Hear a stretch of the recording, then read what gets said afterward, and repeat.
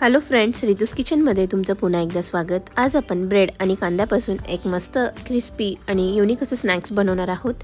त्यासाठी इथे मी ब्रेडच्या 4 स्लाइसेस घेतलेल्या आहेत। त्याचे आता आपण बारीक तुकडे करून घेणार आहोत। सगळ्या ब्रेड स्लाइसेसचे तुकडे करून घ्यायचे आहेत। त्यानंतर यावर आपण 2 ते 3 चमचे पाणी टाकून व्यवस्थित असे भिजवून घेणार आहोत। व्यवस्थित मिक्स करायचं आहे, म्हणजे सगळे ब्रेडचे आपले जे तुकडे आहेत ते व्यवस्थित भिजले जातील। त्यानंतर इथे मी एक मीडियम साइजचा कांदा उभा चिरून घेतलेला आहे, तोही आपण याच्यात टाकून घेणार आहोत। एक हिरवी मिरची घेतलेली आहे, थोडीशी कोथिंबीर घेतलेली आहे। तुम्ही तुमच्या आवडीनुसार हिरव्या मिरचीचे प्रमाण कमी किंवा जास्त करू शकतात।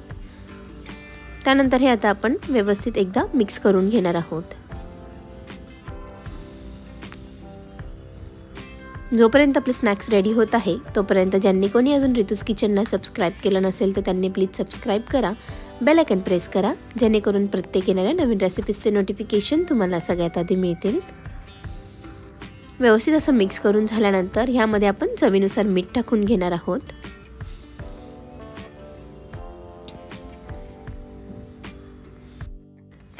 पाव चमचा धना पावडर टाकून घ्यायची आहे। पाव चमचा जीरा पावडर, पाव चमचा चाट मसाला टाकायचा आहे।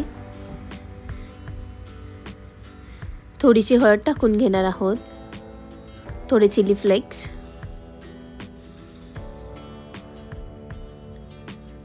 इथे 1/4 कप बेसन घेतलेला आहे, तेही आपण यामध्ये टाकून घेणार आहोत आणि हे सगळं आता व्यवस्थित मिक्स करून घेणार आहोत।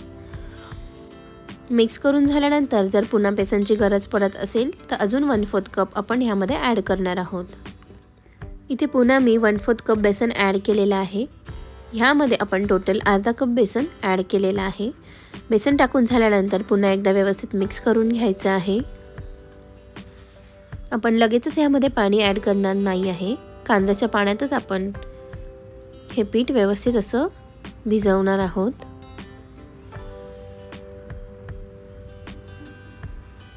आणि अगदी गरज पडलीच तर आपण यामध्ये थोडंसं पाणी टाकून पीठ आपण एकजीव असं करून घेणार आहोत। तुम्ही बघू शकतात इथे मी अगदी 2 ते 3 चमचे पाणी ॲड केलेलं आहे।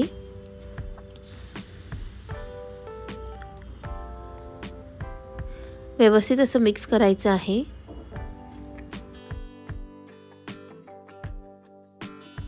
त्यानंतर ह्यामध्ये आता आपण भिजवून ठेवलेला ब्रेड टाकून घेणार आहोत।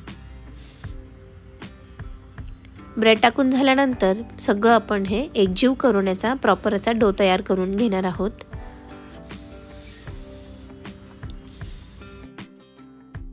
तुम्ही बघू शकतात इथे आपला डो फॉर्म व्हायला सुरुवात झालेली आहे।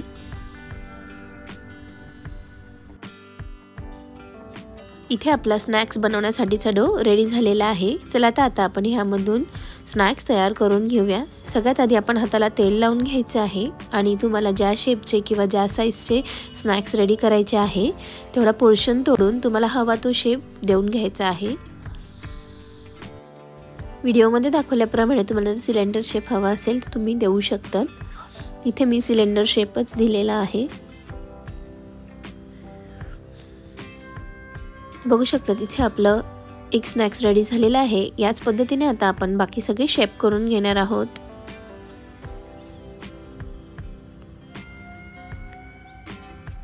अगदी झटपट व मस्त अशी ही रेसिपी तयार होते। सगळे स्नॅक्स आता आपण ह्याच प्रमाणे शेप करून घेणार आहोत। तुम्हाला जर माझ्या रेसिपीजचे व्हिडिओ आवडत असतील तर प्लीज जास्तीत जास्त लाईक करा, शेअर करा, कमेंट करा आणि चॅनलला सबस्क्राइब करायला विसरू नका। बाकीचे सगळे स्नॅक्स आपण ह्याच पद्धतीने आता शेप करून घेणार आहोत।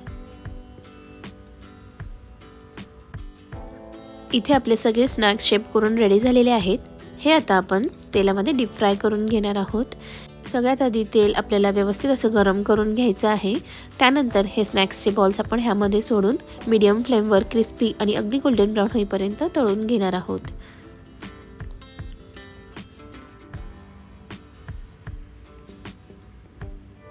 ब्रेडमुळे हे स्नॅक्स अगदी क्रिस्पी तयार होतं।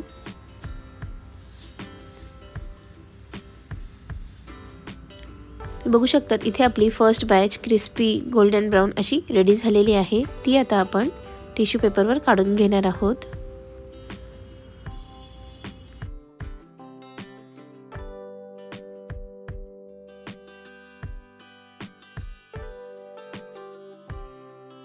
याच पद्धतीने आता आपण सगळे स्नॅक्स क्रिस्पी व गोल्डन ब्राउन होईपर्यंत तळून घेणार आहोत। हे स्नॅक्स तुम्ही चहासोबतही एन्जॉय करू शकतात किंवा ॲज अ पार्टी स्टार्टर म्हणूनही तयार करू शकतात। अगदी कमी साहित्यात व झटपट अशी ही रेसिपी आपली तयार होते आणि टेस्टीही लागते। आपली सेकंड बॅचही फ्राय करून रेडी झालेली आहे। तीही आता आपण टिश्यू पेपरवर काढून घेणार आहोत।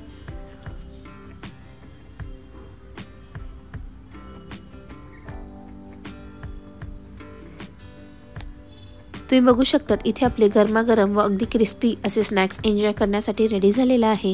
ही रेसिपी तुम्ही नक्की ट्राय करा आणि तुम्हाला कशी वाटली हे कमेंट बॉक्समध्ये कळवायला विसरू नका। रेसिपी बघितल्याबद्दल धन्यवाद। पुन्हा भेटूया अशाच एका नवीन रेसिपीसोबत। तोपर्यंत बाय बाय।